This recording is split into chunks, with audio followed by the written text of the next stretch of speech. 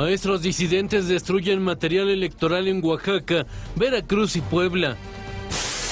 Sin acuerdos concluye reunión de la CENTE con autoridades federales. La PGR detiene por segunda ocasión a Rodrigo Vallejo. Roberta Jacobson, nueva embajadora de Estados Unidos en México. Paralizan en Estados Unidos ley que permitía intervenir llamadas telefónicas. Canadá emite alerta de viaje a sus ciudadanos que pretendan visitar México. Comenzamos con el análisis. ¿Qué tal? Muy buenos días, bienvenidos a la mesa del primer café en este martes 2 de junio. Muchísimas gracias por acompañarnos, como todas las mañanas, Ana María Salazar, Raimundo Rivapalacio. ¿Cómo están? Muy buenos días. Muy buenos días. Estamos escuchando muy interesante esta parte de la violencia preelectoral, sí, o prejornada electoral, porque hay que ver de manera muy cuidadosa qué sucedió y en dónde sucedió. Hay incidentes en 5 estados. En los 5 estados hay incidencias con las oficinas del Instituto Nacional Electoral, pero solamente en 3 estados hay presencia real de la Coordinadora Nacional de Trabajadores de la Educación, la disidencia magisterial, que son Guerrero, Oaxaca y Chiapas. ¿Y por qué señalo esto? Porque lo que sucedió en estas 3 entidades es algo que son prácticas que realizan. Es bloqueo de carreteras, toma de instalaciones, algunos actos de violencia para que llegue rápidamente la prensa y tome fotografías y eso se distribuya como un ejercicio de propaganda. Pero hubo 2 incidentes separados en Puebla y en Veracruz, donde además de las incidencias con oficinas del Instituto Nacional Electoral, colocaron bombas Molotov en la Secretaría de Economía, en Puebla, y en la Secretaría de Desarrollo Social en Jalapa, las 2 secretarías federales. ¿Por qué separo los dos momentos? Porque si bien en 3 estados sí es una práctica normal, hay un patrón que conocemos, en los otros 2 entidades sí es un patrón, pero no corresponde a los maestros. Y tampoco corresponde, dicen, es que son actos vandálicos. No son tampoco actos vandálicos.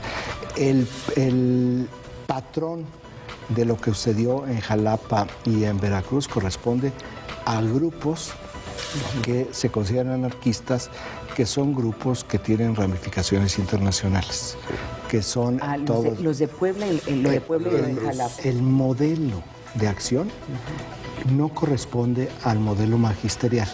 El modelo magisterial... Pero no estás diciendo que necesariamente estén vinculados grupos internacionales, que es un modelo, es una forma de... es un ejemplo. Bueno, sí hay ramificaciones internacionales, pero ramificaciones internacionales hay con estos grupos ayer, el año pasado, hace 10 años. Es decir, son estas corrientes que vienen de España, de Chile y que han caminado a lo largo del continente, que tienen las ramificaciones con los grupos globalifóbicos que se enfrentan con la policía cada vez que hay reuniones del G20, del G8, de la Organización Mundial de Comercio. Es decir, es un movimiento internacional con una ideología muy clara, que es que desaparezcan las instituciones para que cada quien se gobierne como lo considere conveniente.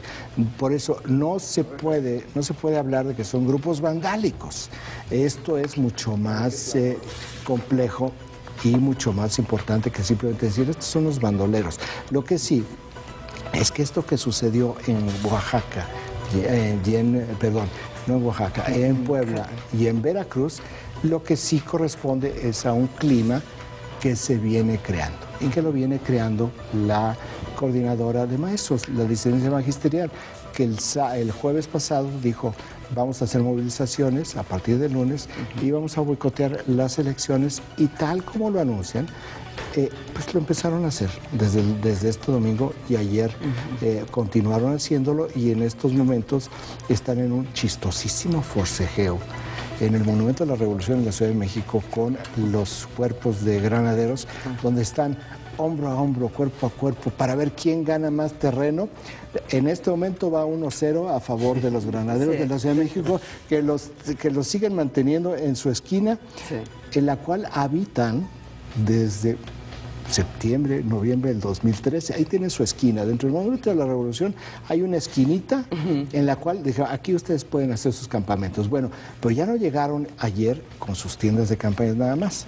No. Comenzaron a construir casas de madera, con estructuras de madera para meter las tiendas de campaña. ¿Por qué? Siguen en sus tiendas de campaña, oye, pero la lluvia está bastante fuerte, entonces temporada de lluvia vamos a... Pues pobrecitos, ¿no? Entonces, sí, y no se pueden quedar en hoteles, porque además del costo, pero ya no, entonces ya no es un plantón, ¿verdad? No, ya, o sea, llegaron como que para quedarse. Bueno, por eso sí es muy importante separar los dos eventos, más bien todos los eventos, lo que se dio en la Cuenca del Sur, la Cuenca del Descontento, donde sí hay presencia de los maestros disidentes, y lo que pasó en Puebla y en Veracruz, donde si bien hay presencia de ellos, este tipo de acciones no corresponden al patrón de ellos. Pero sí corresponde a un ambiente en donde estos grupos sienten que pueden hacer eso, ¿sí? Entonces, si tú favoreces a través de fallidas negociaciones, de errores, de entregar cosas, climas de inestabilidad, pues entonces lo que tienes es un clima de inestabilidad. ¿Qué es lo que te va a provocar? No te va a provocar un descalabro en las elecciones. Muchos frentes sociales, ¿no?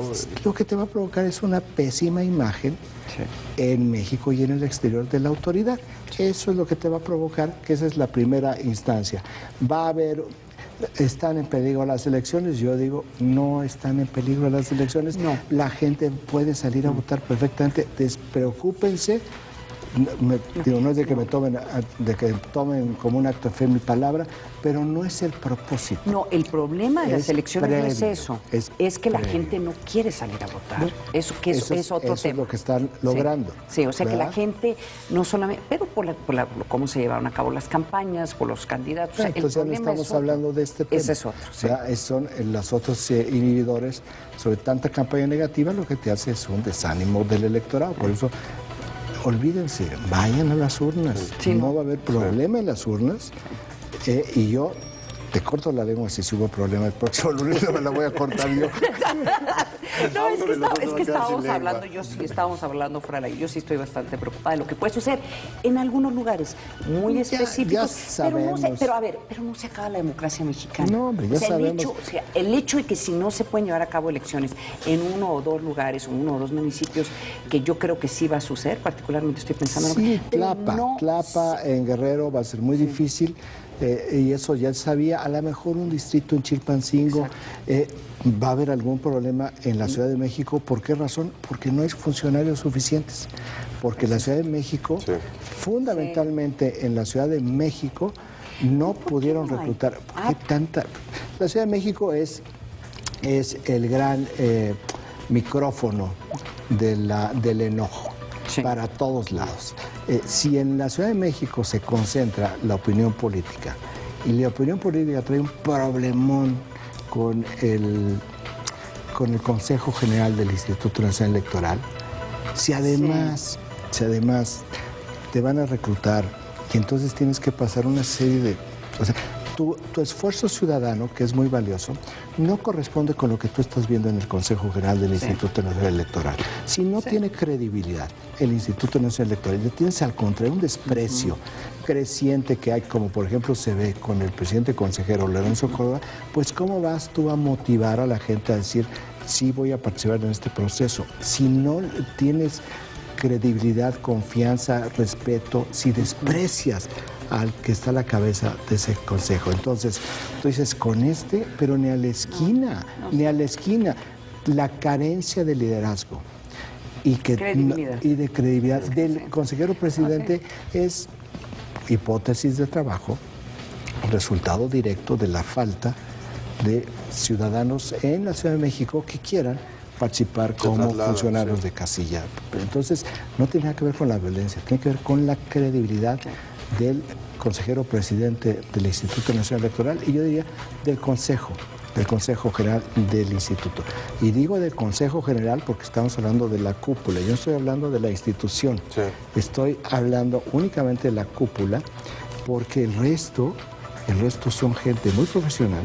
Cada elección ha demostrado una enorme capacidad de organización, un enorme profesionalismo. Pero bueno, vámonos al PAI informativo que nos proporciona la agencia Intélite y fíjense nada más. Hay dos temas que están vinculados, que tienen el 44% de los impactos en el PAI informativo. Es el tema número 1 y el tema número 4. El tema número 1, que tiene 28% de los impactos, es la negociación ayer entre los líderes de la coordinadora de los maestros y la Secretaría de Gobernación.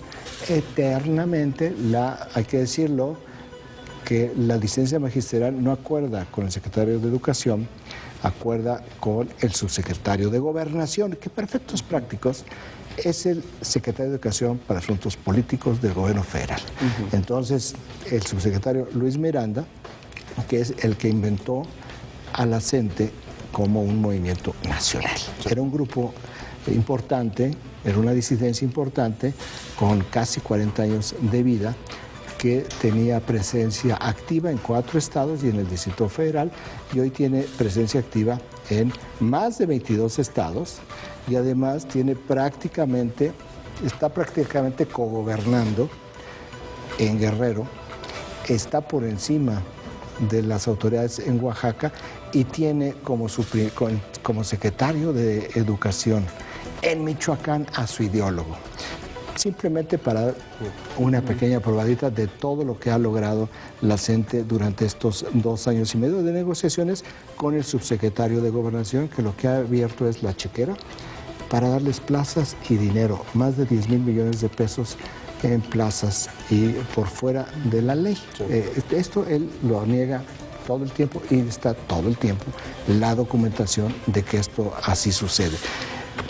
No llegaron a ningún acuerdo y no van a llegar a ningún acuerdo, porque lo que piden son varias cosas. Bueno, 3 de los planteamientos centrales, uno ya se los dieron. De manera irregular, anticonstitucional, les dieron la suspensión indefinida de la evaluación de los docentes, de los maestros, que está dentro de la reforma educativa, que está aprobada por las 2 cámaras, que está aprobada por los 31 estados y la Asamblea del Distrito Federal. Es decir, está aprobada constitucionalmente, pues se les hizo fácil decir, pues no nos importa la Constitución, ¿qué importa una pequeña regresión del Estado de Derecho para ver si convencemos de que no haga nada en las elecciones? Pero hay otros 2 puntos. El otro punto es la derogación de la reforma educativa. Me da hasta risa, ¿verdad? Bueno, la otra es que liberen a quienes ellos consideran presos políticos, que son 3, entre un grupo de varias personas, hay 4 maestros detenidos en Oaxaca por secuestro. Documentado el secuestro, pues como consideran que son presos políticos, quieren que los liberen.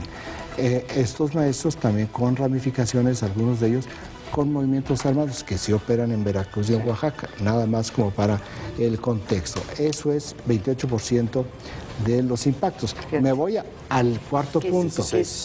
Me voy al cuarto punto, que tiene 16%, donde hay un rechazo generalizado de todos a lo que hizo la Secretaría de Educación Pública el viernes pasado en la noche de suspender indefinidamente la evaluación de los docentes. Aquí ya el Consejo Mexicano de Negocios dice que el secretario Chaifet, tiene que dar marcha atrás. El secretario Chaifet solo pone la cara. El tema no es de él, lo que no le quita, como decíamos ayer, responsabilidad política, sobre todo. Y jurídica. Bueno, jurídica, él es el responsable jurídico. Es el responsable jurídico de esto. O sea, cuando ya se abran las investigaciones y vaya a ver las denuncias y todo, se van a ir con el secretario Chaifet. Qué lástima que un constitucionalista, indiscutiblemente el jurista más notable que tiene este gabinete, pues sirva de comparsa y esté arruinando todo su prestigio académico, intelectual, simplemente por carecer de la dignidad de decirle al presidente: señor presidente, estas cosas van mucho más allá de lo que es mi responsabilidad. no soy para este cargo. O sea, este sapo no pasa por mi estómago e irse. ¿Qué es lo que hizo? Nada. Nada, porque inclusive nadie contesta las llamadas. Claro. Apagaron sus teléfonos en la Secretaría de Educación Pública y hasta este momento no hay nadie en el gobierno federal que diga esta decisión estuvo mal tomada, vamos a achicharrar al secretario de Educación en nuestra pieza de sacrificio. ¿Sabes cómo lo podían haber hecho esto legalmente? Que eso es lo terrible de todo esto. O sea, ¿cómo legalmente podían haber hecho eso?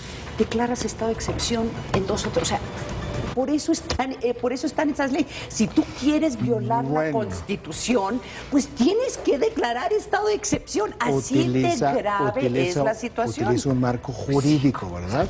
Sí. ¿Por qué razón Benito Juárez buscó un abogado para hacerle un juicio a Maximiliano? Para que no fuera una ejecución. Exacto. Para que fuera un proceso legal.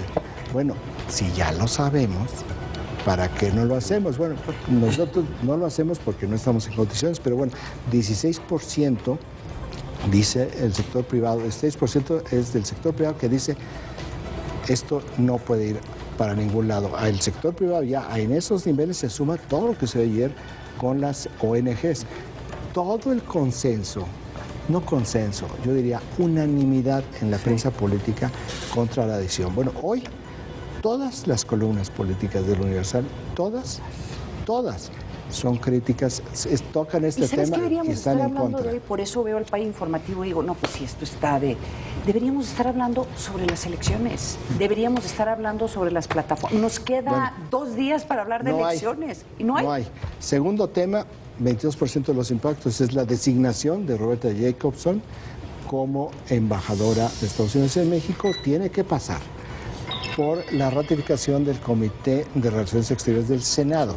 Ahora, ella es una diplomática de carrera, ella no va a traer el problema que tuvo María Echeveste, que prefirió ella declinar el nombramiento porque no iba a pasar en el Capitolio. Hay un debate, hablé con algunas personas en Washington y les pregunté, por el tema de Cuba, curiosamente podrían, porque todavía hay un grupo de senadores que siguen muy enojados a pesar de que ya se ella es la negociadora en jefe. Y ella es la cara de este cambio político, a pesar de que las negociaciones mucho venía desde la Casa Blanca, pero ella es la cara de esta política y sí hay un poco de preocupación que la usen a ella como chivo expiatorio. Sí. Bueno, indiscutiblemente dentro del gobierno del presidente Barack Obama es quien mejor conoce a México. Sí. Ella es subsecretaria de Estado, digamos, la traducción es subsecretaria de Estado para Asuntos Interamericanos, es la responsable del Departamento de Estado para toda América Latina y el Caribe. Fue la directora de la Oficina de México,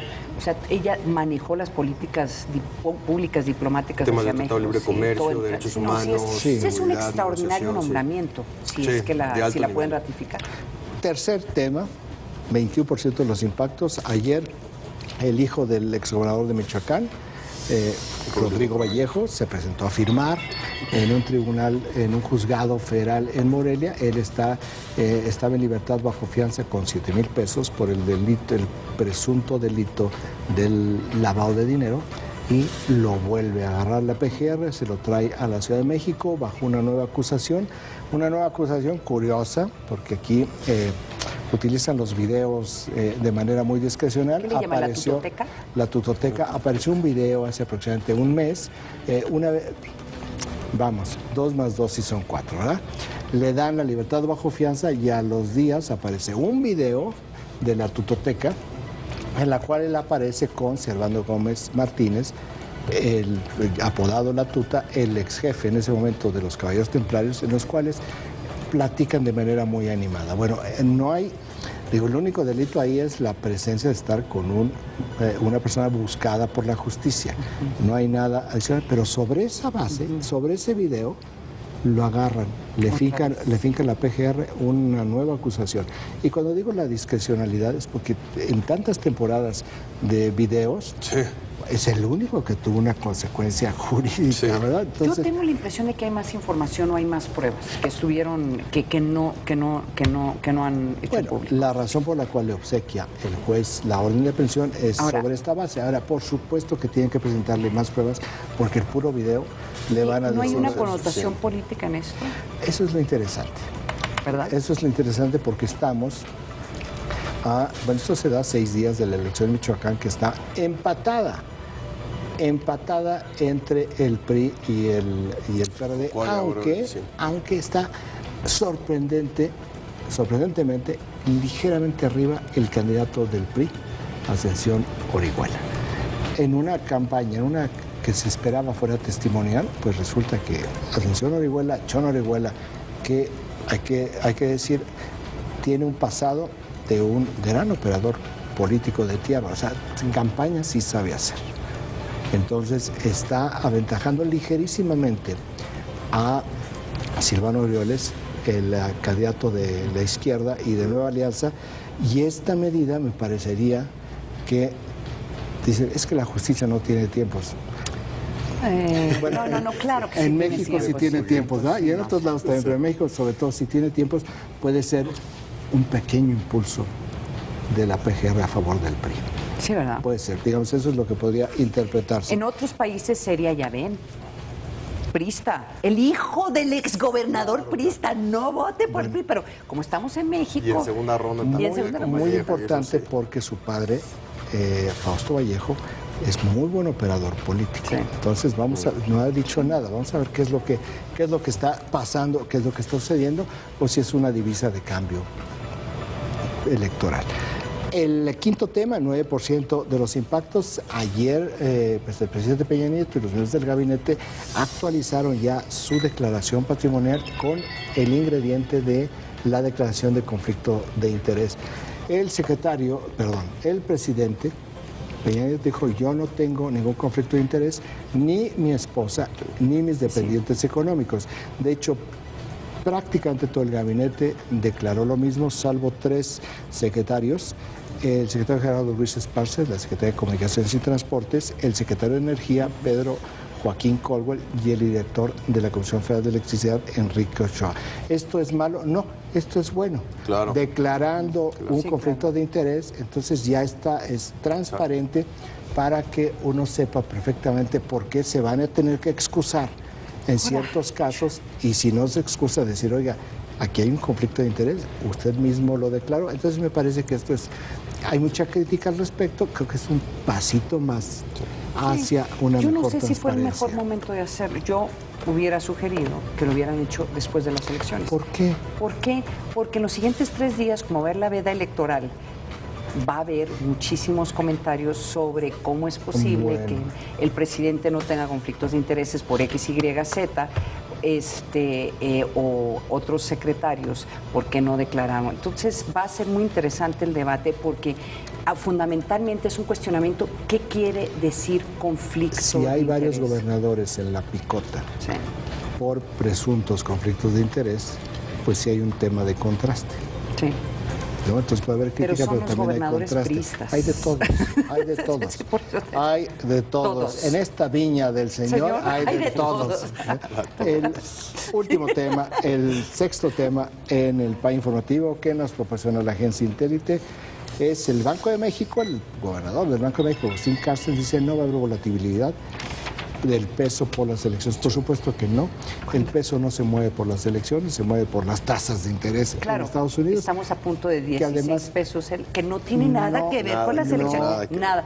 Pero es que no tiene que ver. Yo sé, pero es que lo dices como si sí fuera, y no es cierto. No, bueno, pero lo que estoy tratando de decir, en nuestra mitología histórica, los que hemos vivido varias devaluaciones, cada vez que salía un funcionario del gobierno decía, no va a haber devaluación, era porque todo el mundo estaba sacando los pesos. Entonces, también de nuevo, yo, Es que nadie habla de devaluación. ¿Para qué lo tenía que decir? Habla de volatilidad para tranquilizar los mercados aquí. Es un asunto que él se mete y dice, oye, no, preocúpense por la FED, que además ya dijo que no está en condiciones de bajar las tasas de interés. ¿Por qué está devaluándose el peso? No está devaluándose, se está ajustando. Y está ajustando por los nervios en los mercados bursátiles, en los mercados internacionales, en los mercados de divisas. Es un ajuste internacional, es una devaluación para los que... Es una devaluación del peso. Bueno, sí, se devalúa, se revalúa, O sea, por eso no se puede... Estamos a 3 días de las elecciones y estamos a casi 16. Yo creo que tienes razón, o sea, estoy de acuerdo, pero en la mitología nacional, o entonces todos los que... Pues, a la que tú contribuyes con ella. No hay una política monetaria como tal por parte del gobierno mexicano. Eso, o sea, son los movimientos internacionales y ok, tal. está bien. No, sí hay una política monetaria, por eso el Banco de México sí interviene en el mercado. A vender dólares. En la subasta de dólares. Sí. Y por eso también, ante la incertidumbre sobre las tasas de interés, ampliaron el plazo hasta septiembre para seguir la subasta de dólares. Cuando tú tienes decisiones en una semana donde están haciéndose para atrás las reformas, una de las reformas más importantes del gobierno mexicano, que es la educativa, y ya empieza a haber cuestionamientos si va a haber la fortaleza para implementar las otras reformas que van a ser muy cuestionadas en una semana en donde, claro... Que se preocupe el secretario de Energía, que se preocupe el director de Pemex, que se preocupe, ya te están diciendo chiflando, Ana María. Cállate, Ana María le está diciendo el teléfono. Que se preocupe el director de la Comisión Federal de Electricidad, porque lo que están viendo en el mundo es decir, bueno, a ver, y de veras yo voy a ir a invertirle en el gas Shell, y si alguien me invade el predio, ¿con quién voy a negociar? Que dicen, no, pues están muy acostumbrados a esto. Claro, hay como 8 o 10 empresas en el mundo, en el ramo de los hidrocarburos, que negocian con talibanes, con warlords en África, pero fíjate, aún ellas, estas empresas, saben con quién negociar. El problema aquí es que si me invaden, ¿con quién negocio? ¿Con la sección 22? ¿Con el gobernador? ¿Con el secretario de Energía? ¿Con quién? Porque además, el secretario que dicen que tiene la responsabilidad, resulta que no es cierto, que nada más pone la cara. Entonces, ¿con quién negocio? Sí tiene un impacto en las reformas, particularmente. Economía y finanzas, patrocinado por Pizzería El Primer Café. 7:29 minutos, vamos a corte, regresamos con más aquí a la mesa del Primer Café. Oye, qué milagro.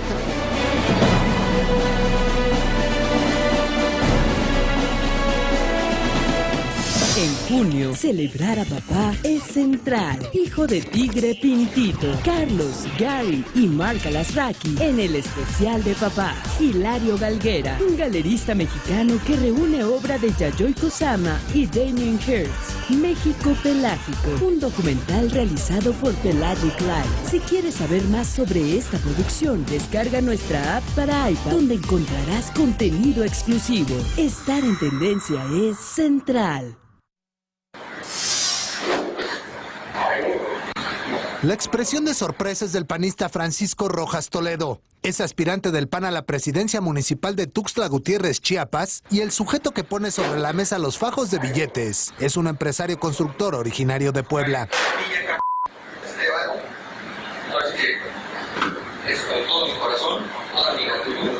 Estoy muy agradecido. Y como los aniversarios confiando en mí, le van a hacer match. Como los aniversarios confiando en mí.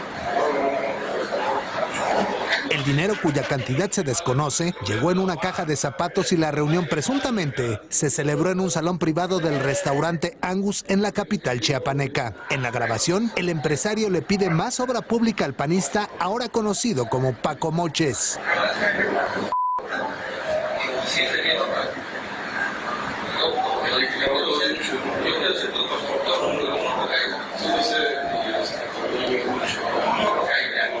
Ambos personajes incluso bromean con la posibilidad de estar siendo grabados.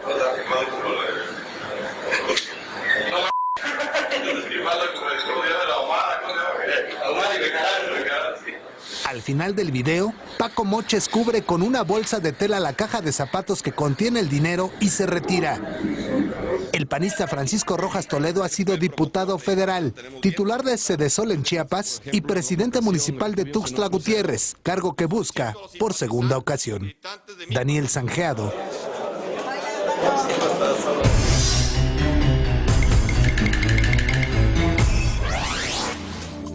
Chicles en el Zócalo capitalino. De 2 a 2.50 pesos cuesta despegar un chicle del pavimento. En 2011 fueron retirados 150,000 con equipo especial. El dato útil para comentar en el café.